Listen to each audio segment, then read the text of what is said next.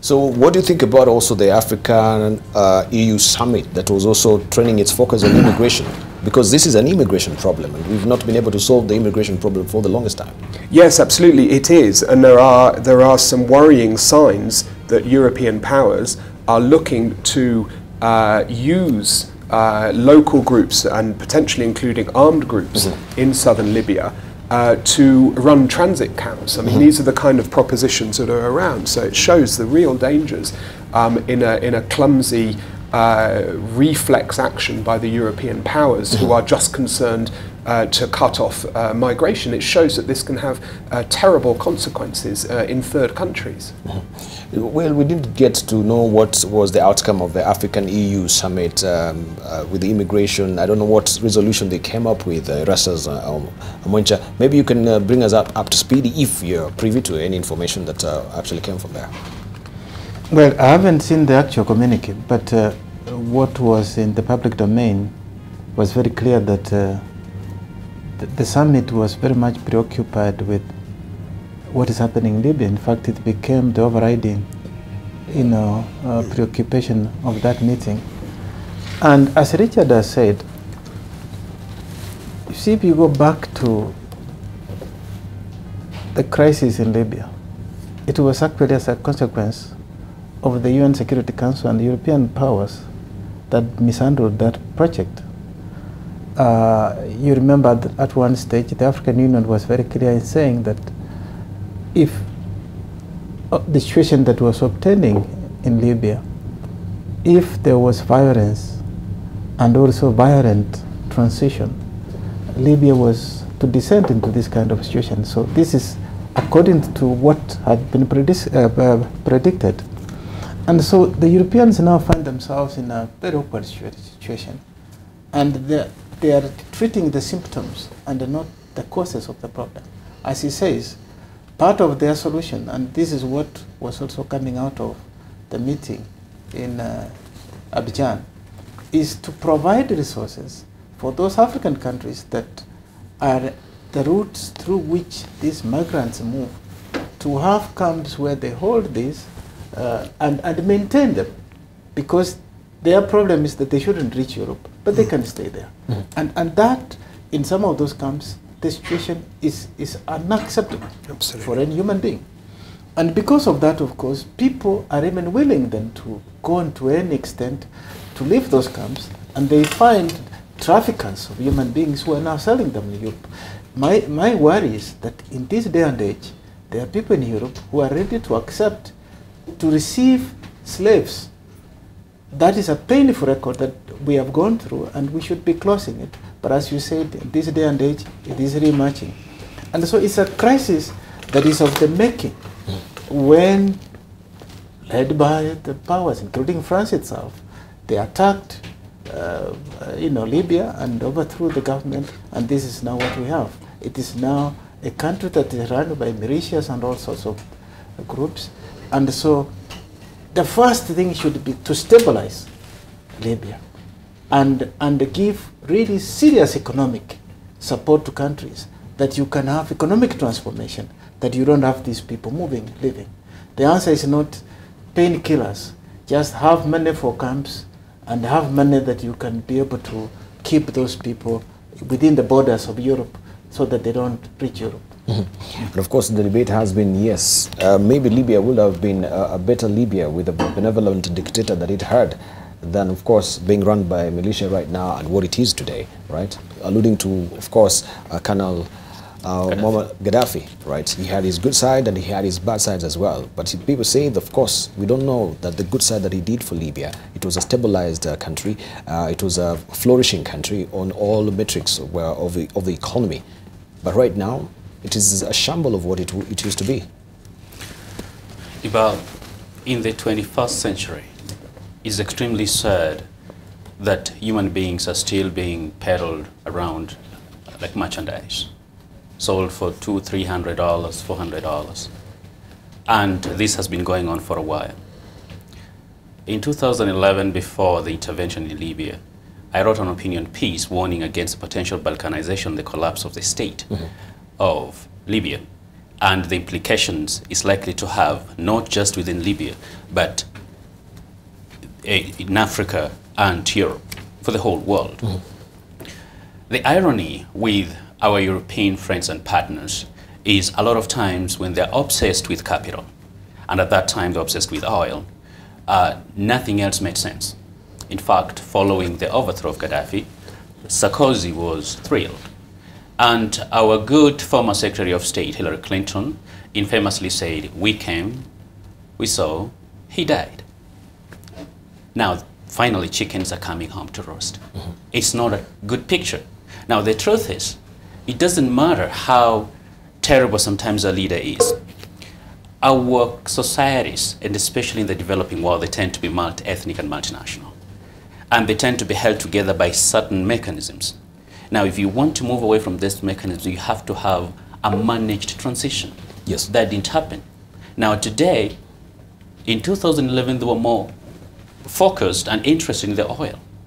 Today, they're more interested in preventing these black people from coming to our beautiful beaches. The trouble is you cannot have your cake and eat it too.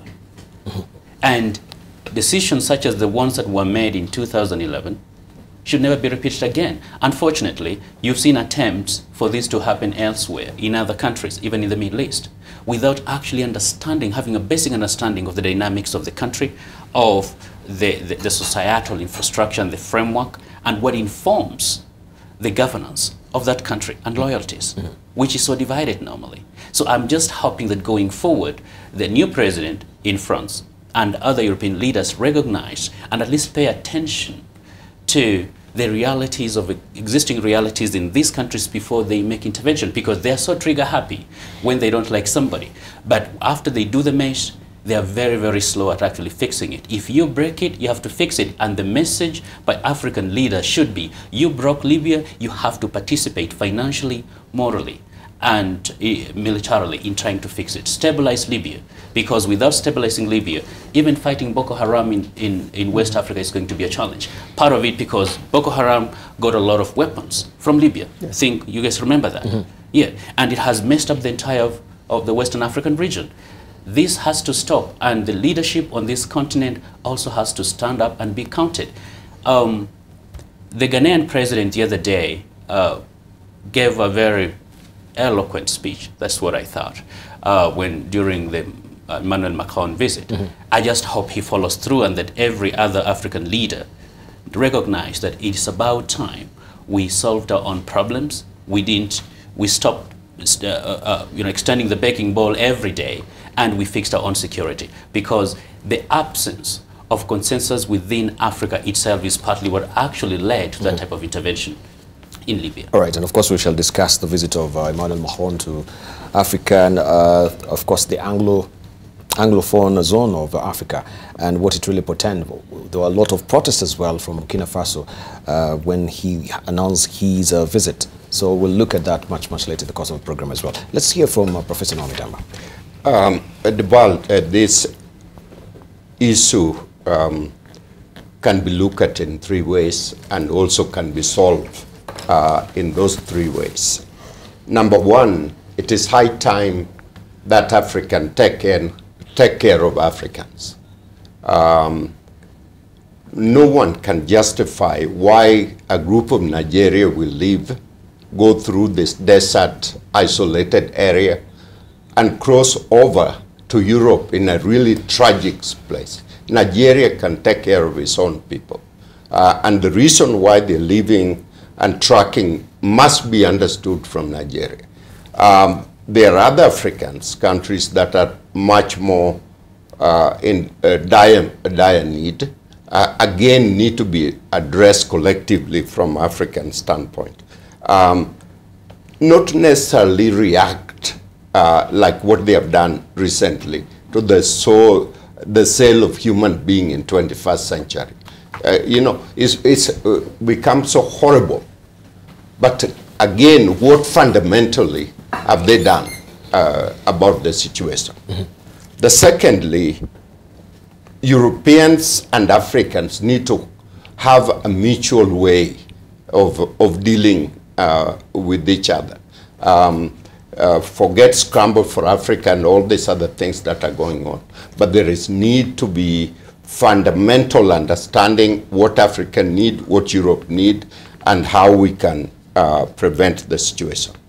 Lastly, the stabilizing Libya is a long call.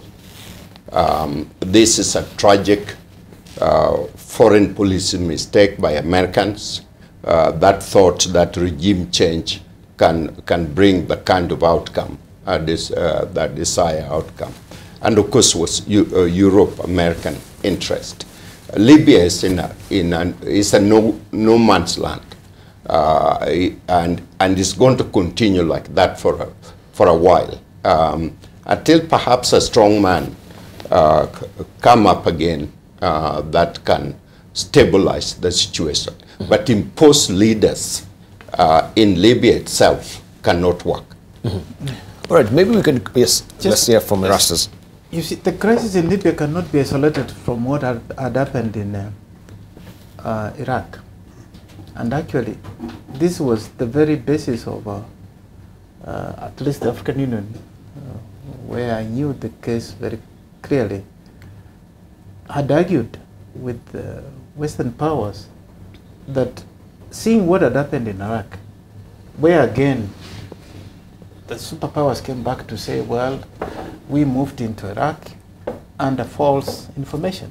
But as Hassan has just said, yes, and then it was a question of the capital, the resources, the petroleum, but which in effect later on never materialized because Iraq became a hostile ground for them to even continue to have more than the oil itself. And moving to Libya with the same kind of mindset, I'm not sure what Hassan says that there was, Africa was not quite united on this. In fact, the very moment when we had strikes in Benghazi, the African leaders were in workshop en route to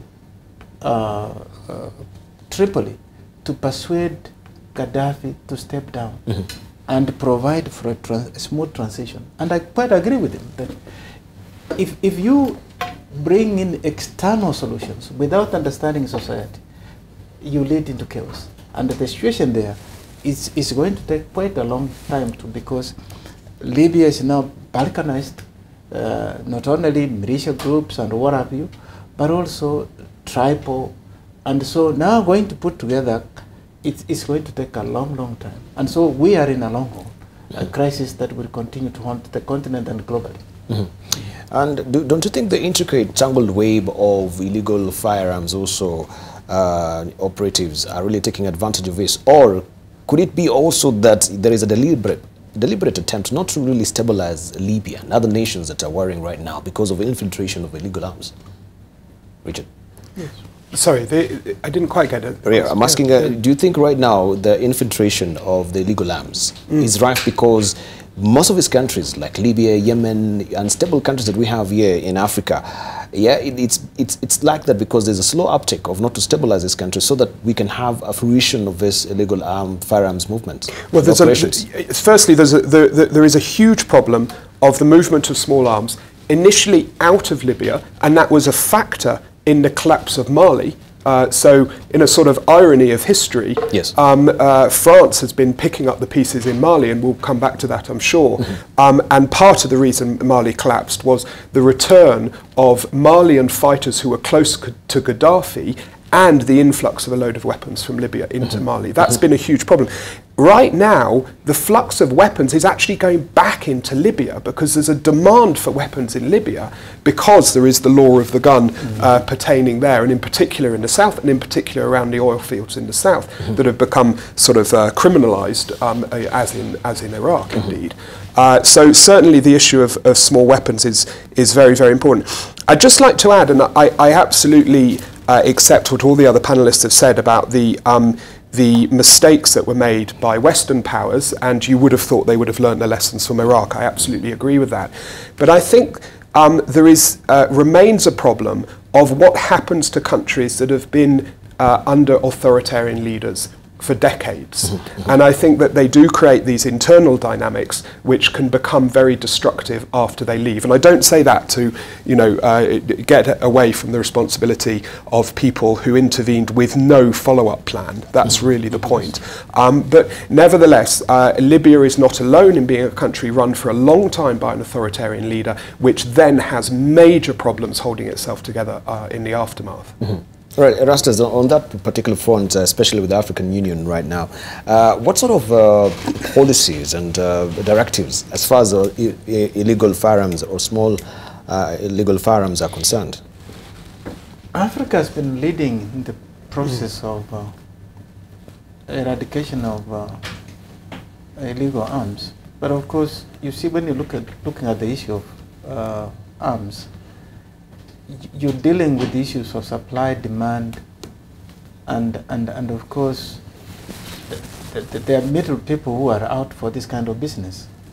And to me, when you look at Africa, doesn't manufacture many of this.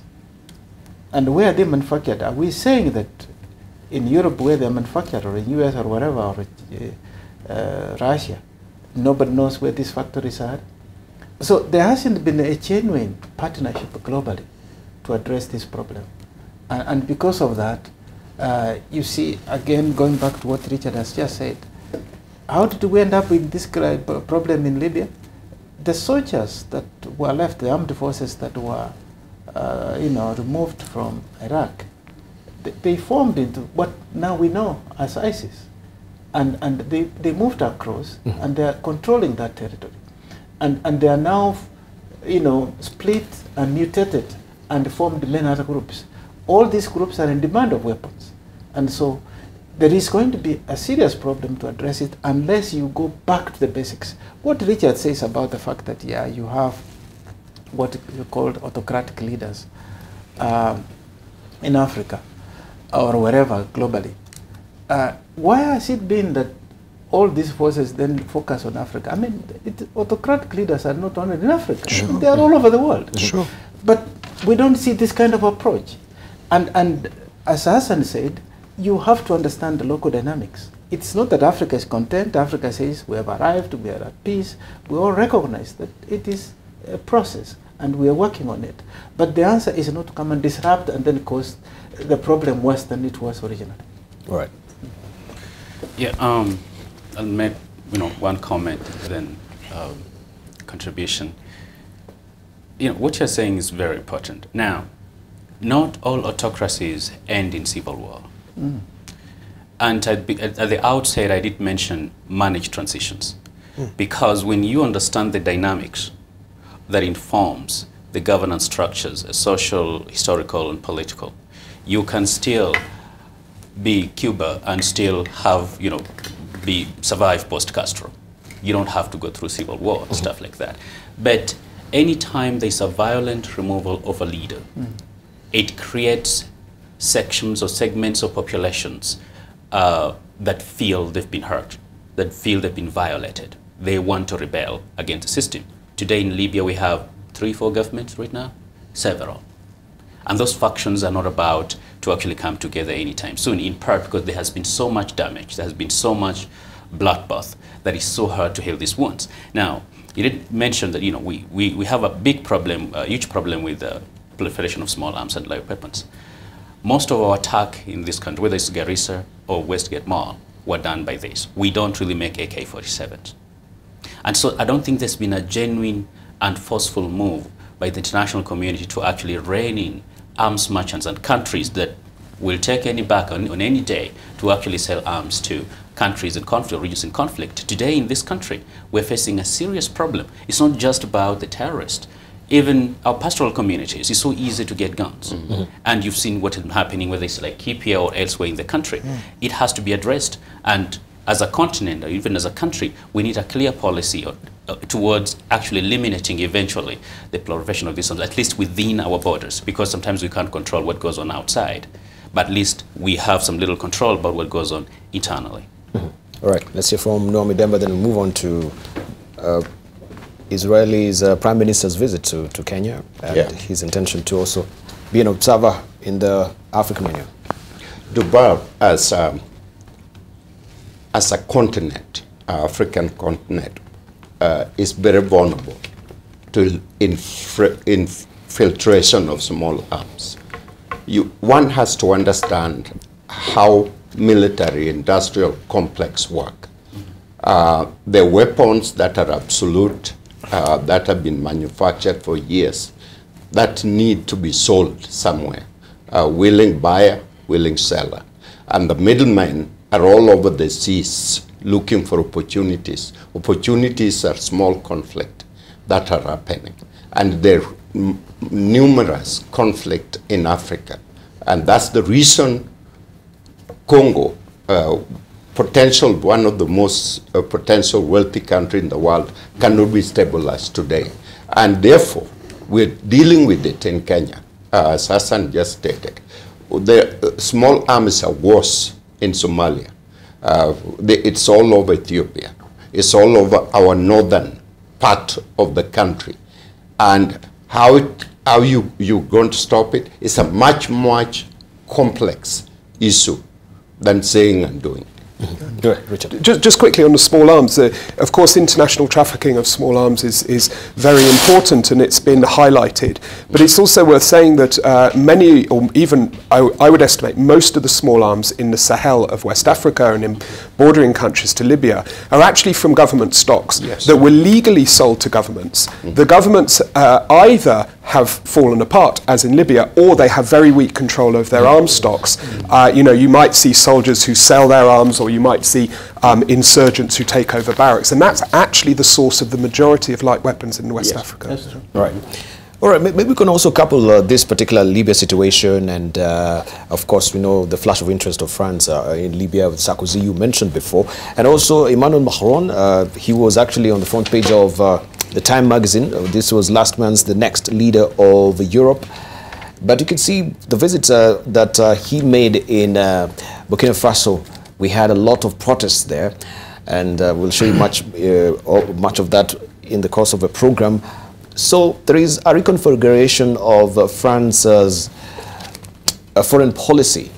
And you mentioned also the president of Ghana, that everyone saw that particular clip, and the way they were saying, of course, right now we don't want to be proffering our arms or a pale of asking, you know, the Western nations to be giving arms and giving aid to Africa.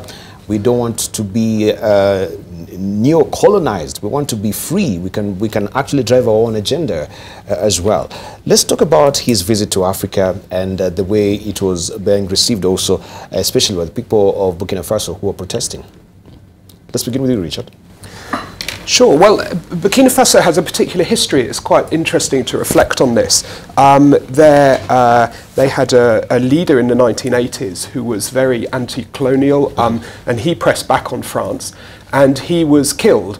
And there's a lot of perception that the French were in some way involved in that. It's not entirely clear, but there was obviously a sort of constellation behind Sankara's killing in the 1980s, which wanted to keep things the way they are. And that has really embedded in the way the Burkina people see things. So I think that's a bit of the national context, and that can explain a little bit of why, you know, people are on the street protesting against Macron.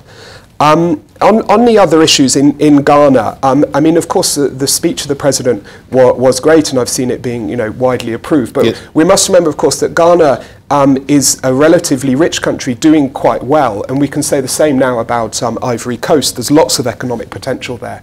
Of course, if you move inland to Burkina Faso, but also other countries such as Niger, they have different kinds of needs, and their economies are really in a very bad way for lots of reasons, environmental conflict and so forth. So I think the relationship with France there is necessarily a little bit different from the countries who can meaningfully say that we don't need development aid anymore, because they are moving forward. And that's true. Right.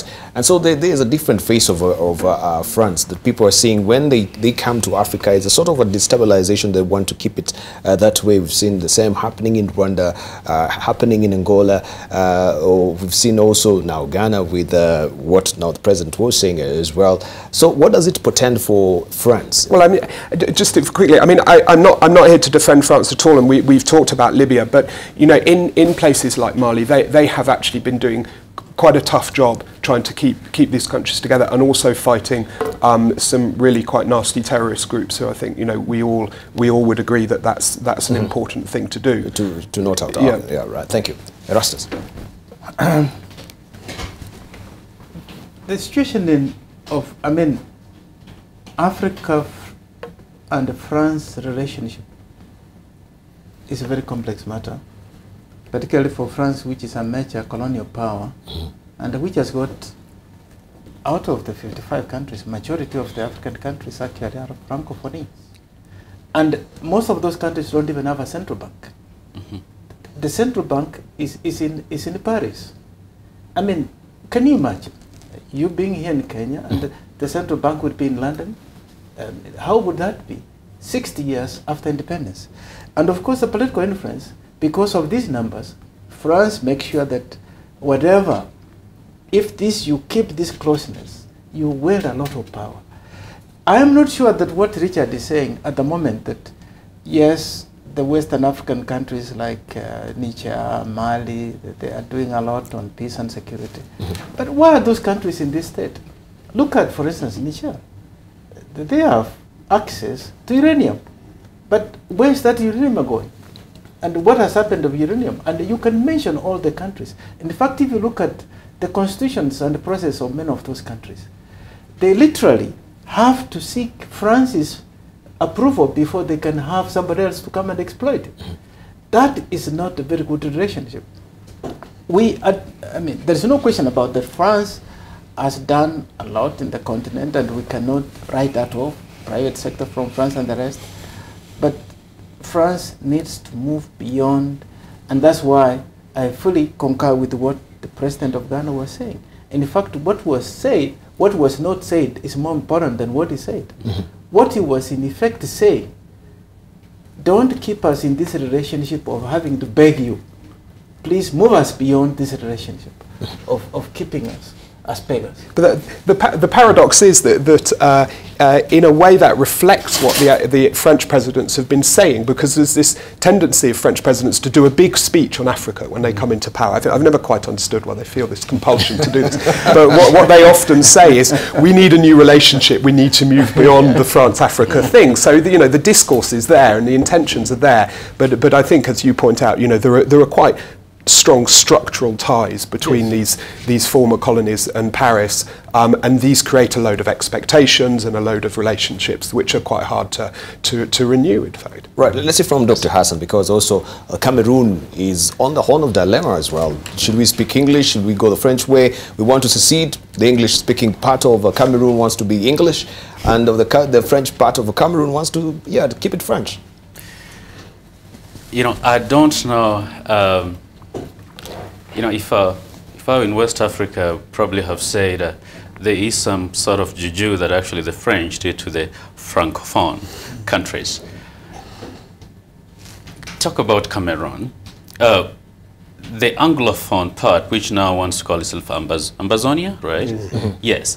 They've complained for a very long time about being excluded from government, the French language being forced upon them. Remember, Cameroonians have their own languages. In that area, I think the main language is Bamenda, of Cameroon.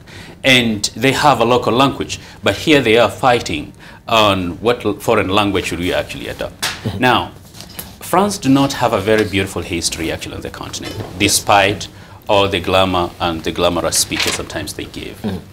Going back to independence, former French colonies on this continent has, in the first 30 years, they experienced the most coups. And former French and Belgian colonies, they were also the least prepared to govern.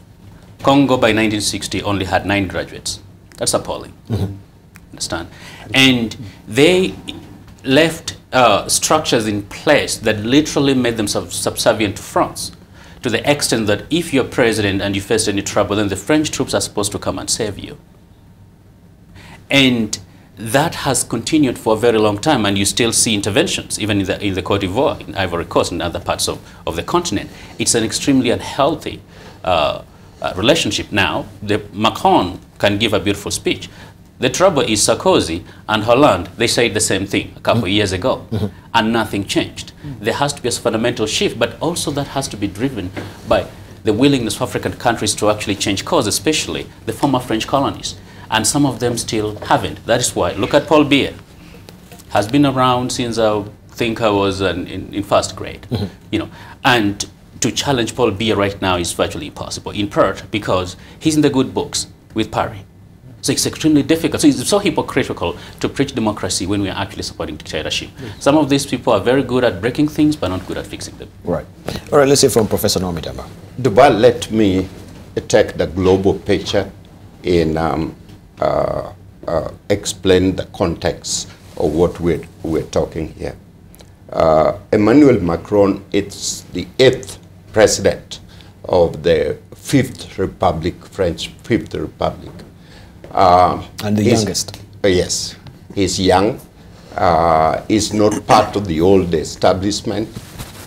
He's a known figure if you look at the recent history of France.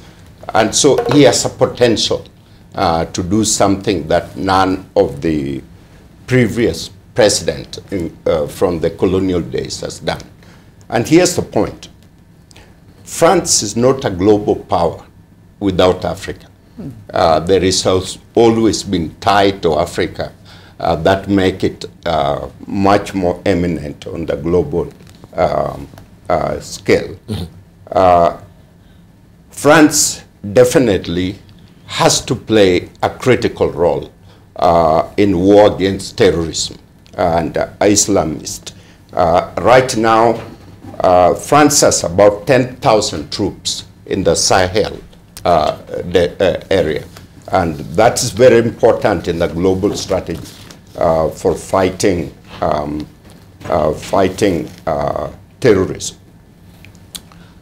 Recently, France made a very critical announcement which stressed the importance of Europe neighbors and so on, extending to the northern part of Africa. So that means anything happening to northern part of Africa directly impact France.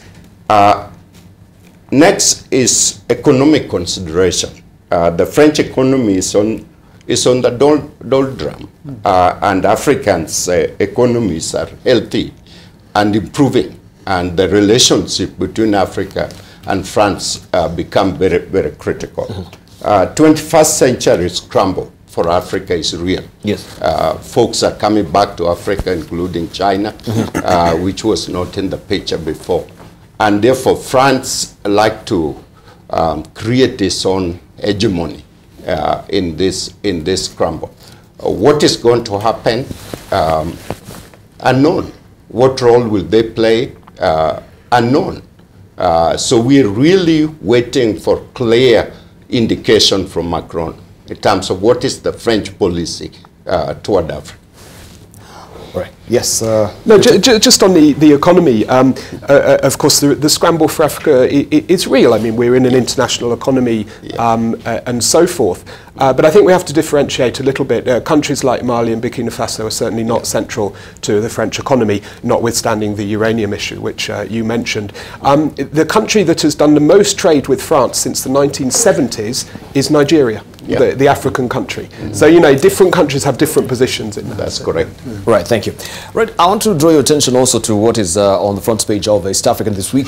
This is all about the visit by Benjamin Netanyahu, the Israeli Prime Minister, and this is all about Israel's hidden African agenda. And it says why Prime Minister Benjamin Netanyahu attended Kenya President Uhuru Kenyatta's inauguration. And you have the full details of this on page 4 of East African this week. Now, who stands to gain? We want to look at this blow by blow in the remaining time that we do have. Support in the Security Council. Israel wants to break anti-Israel majority in the UN with the UN Security Council seat. Also, Israel refugee question. Tel Aviv looking for recipients of 50,000 illegal African migrants at $5,000 per head. And Rwanda, Israel to open embassy in Kigali. Direct flights between Kigali and Tel Aviv to be launched. Also, African Union, Israel seeking observer status, but Palestine, Arab League, South Africa and Morocco are opposed. Let's now talk to our panelists also on this. This is the third trip that the Israeli Prime Minister has made to Africa in 18 months. Let's begin with Erastus Omwencha. Do you think, why the sudden flash of interest in Africa?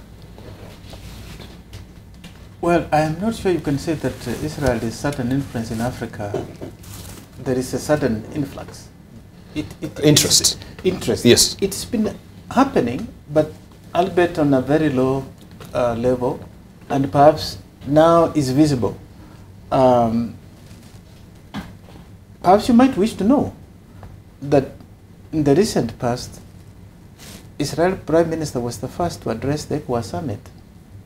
And because he was there, the Moroccan king left because he could not accept that they to share the same platform. And that's what is also, you see, is playing out with the African Union. Now, Israel has always been seeking observer status with the African Union, long even before. But of course, it was always blocked. Because if you look at globally, internationally, there are only 21 countries in the world that do not have diplomatic relationship with Israel. And out of those 21, 19 are from the Arab League. And if you come to the African Union, the Arab League is a sizable group, and therefore they're always blocked. But if you look at African countries, majority of them have either strong relationship with Israel, economically or politically, and a number of them have got these either because Israel has strong technology, particularly in the area of security, but also in some of the areas like agriculture and the rest, which is supporting and working with a number of countries. And so that process is not new. It's been going on for quite some time. But you have to look at it globally, that in the last few years, the Palestinians have been, gaining major coups. Whether it was a UNESCO, where majority of the countries voted to recognize Palestine, and even in the UN, because the UN, other than the UN Security Council itself, the UN works with the numbers. And therefore, if you secure numbers, yes, then you are able to influence the decision that take place in the UN. So it is a global scramble for positioning, because Israel wants them to be able to move forward and have stability in the Middle East, because they are literally in a war situation all around, its territory. And so it's not quite new, but it's just that now it's visible. And I would not even think that Israel Prime Minister coming, he was here just as you said the other day, and they met regional leaders. So we're going to see a lot more of this. And mind you, even Morocco, which had ignored Africa for a long time, Morocco decided to join the African Union because Morocco found itself losing out internationally. Because the African Union was becoming very strong as a group, whether it's dealing with China, dealing with the US or Europe. And so it is a recognition that Africa is a group to reckon with, and the answer is not to ignore them, isolate them. It is not unrelated to what Macron is doing. Thank you. It is to, as you embrace Africa. All right. Also, because we're really strapped for time, but we want to get to see how also history will bear us as far as the status of Israel is concerned with that observer status. Because in 1973, I think it was also revoked when Israel had the Yom Kippur War, and Egypt and Syria had waged war against Israel. And we had 25 nations also pulling out and cutting ties with Israel. First of all, why did they revoke that particular status in 1973? And why has it taken so long for them also to actually be, taken back to the African Union status observers? Observer status, I should say. Yeah, Debarl, in international relations, it's always better to have more friends than have enemies. Things work just much better and easier for you. Now, Africa as a continent that was colonized, for a very long time, identified itself with the Palestinian cause, and especially throughout the 70s when the Palestinian cause actually gained a lot of currency, because there was a time when it wasn't on the international limelight as it is today. And you remember, Yasser Arafat had a headquarters in Tunisia, in Tunis, for a very long time. In fact, until actually the Oslo Accords in the 1990s. Now, Israel internationally and diplomatically generally tends to be a very isolated country in the United Nations. And sometimes when it comes to certain aspects, especially of Palestine, sometimes only the US and Micronesia votes alongside it. So it actually helps to have some friends now. Some African countries are actually going to gain, in part because of the technology, military support, and intelligence. And those are good things. But I think part of the drive by Netanyahu is not a very popular man, not even in his own country, actually. Yeah. In fact, he used very unorthodox means in trying to scare the votes and people to come out to vote, if you followed the Israeli election that time. But so he knows he's not very popular, and he's actually looking for friends. Now, gaining an observer status within the AU is going to be a diplomatic coup for Israel, in part because you increase the number of friends you have within the United Nations system, since you have a lot of enemies, or at least people who don't call themselves your friends. So diplomatically, I think it's a strategic move by Netanyahu. But this didn't start recently. It's actually been going on covertly for a very long time, because even Israel has had relations with Kenya, going back in the 60s, 70s, 80s, and the 90s. Right. Also, NYS, I think, was a brainchild of Israel. Right. Let's talk about Palestine, because they do have, the observer status at the AU, and that's why maybe this is giving jitters and heebie-jeebies to Israel, that yes, the Palestinians can be able to address the head of states in the African Union, and they're out. Let me talk on the same theme before you go specifically to Palestine. Yes. Arab unity is seriously degraded.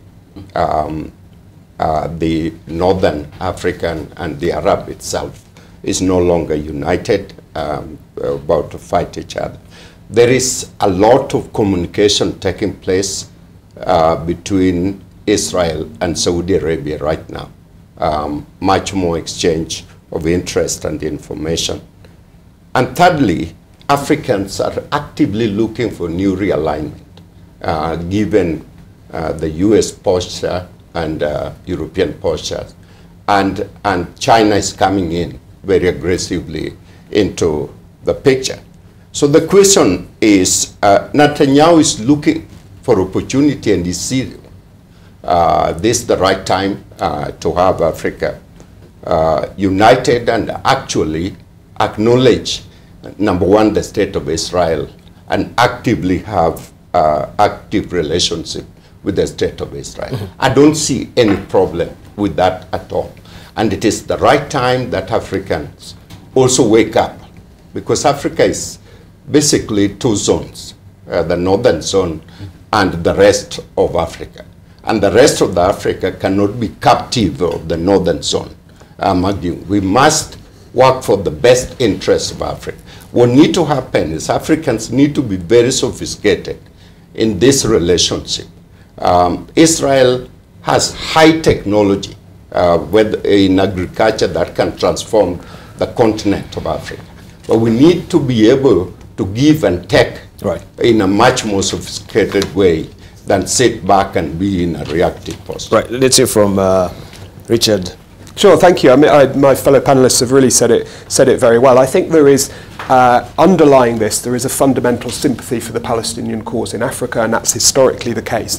But Palestine is a country that does not have strong diplomatic resources and does not have much to offer in a concrete way. So where does Israel come in? Well, in a few ways. Firstly, I think it's interesting to point out that Israel sees itself as a pioneer society. It sees itself as somewhere, as a society which has picked itself up from the devastation of the mid-20th century, has created a country, has a load of skills concerning agriculture and so forth. And that's often, you know, the way they sell themselves in Africa. We see a very interesting relationship with Rwanda on that basis. So they come in and they say, well, you know, we've got something to offer, whether it's agriculture or security. And of course, there's an awful lot of Israelis often working in a private capacity, helping countries develop their security system.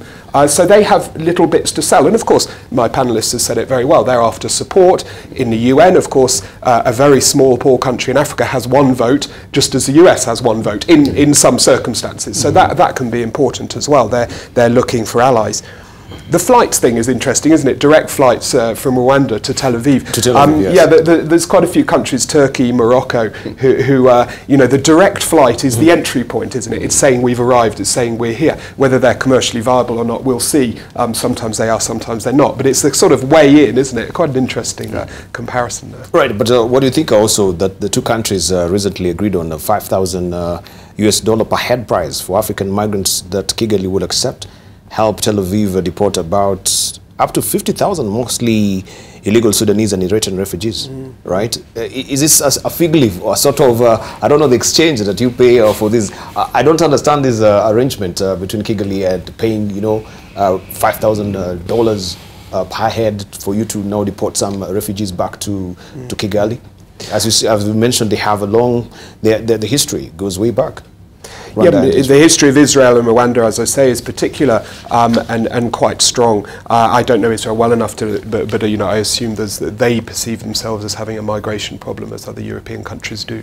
I mean, I imagine. Right. Thank you.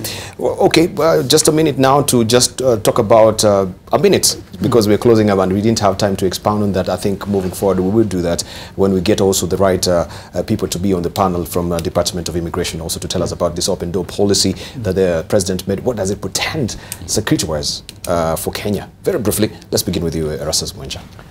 I don't know why there is so much hula-baloo about it, because if you look at the president's statement in 2013, inaugural statement, he made exactly the same kind of statement, except in 2013, there was a condition that it was on the basis of reciprocity.